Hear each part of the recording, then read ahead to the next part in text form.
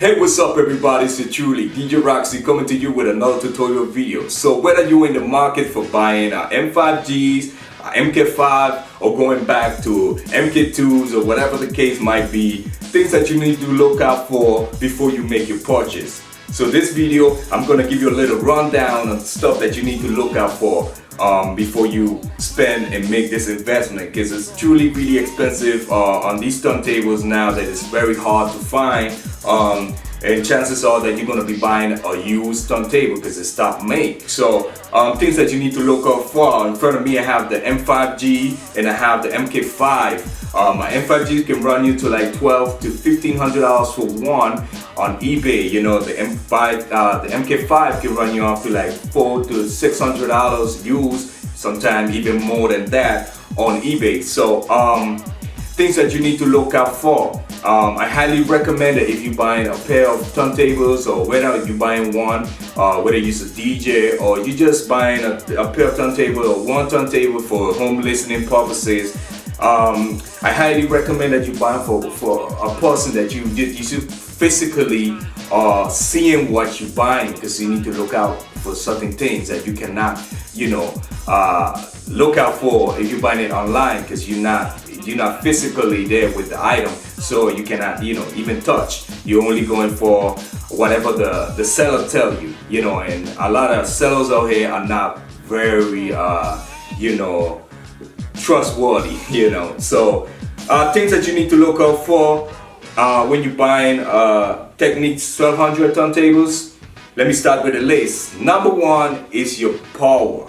So depending on your country, right now I'm currently located in United States, we have a 120 voltage. So definitely my turntable have to be a 120. Sometimes you can take the chance and buy a 100 volt, a Japanese version 100 volt, and it will work in the United States, but you're taking a chance.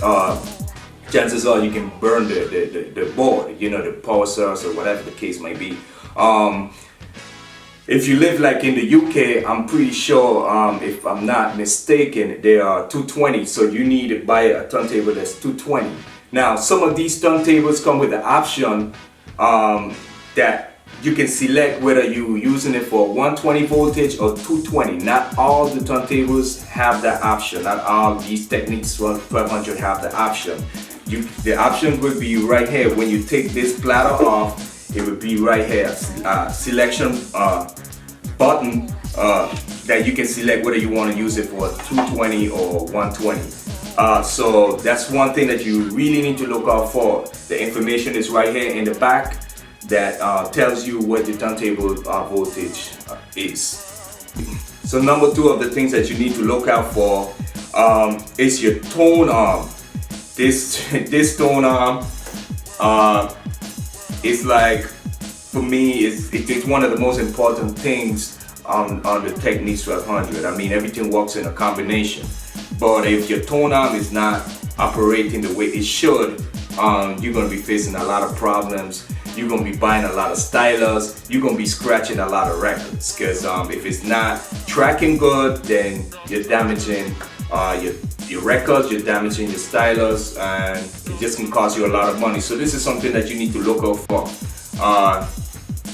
So in this case, this turntable tone arm, when you put it in the center, it should be in that position.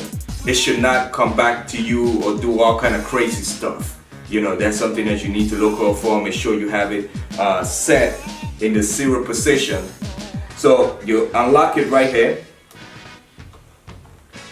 and you spin this around and make sure that this spins. If that doesn't spin, then it means that the adjustment lock is stuck.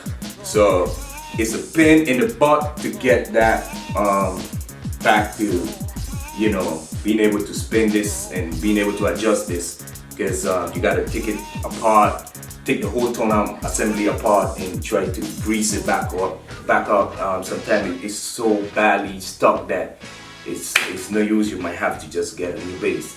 So that's one thing that you need to look out for.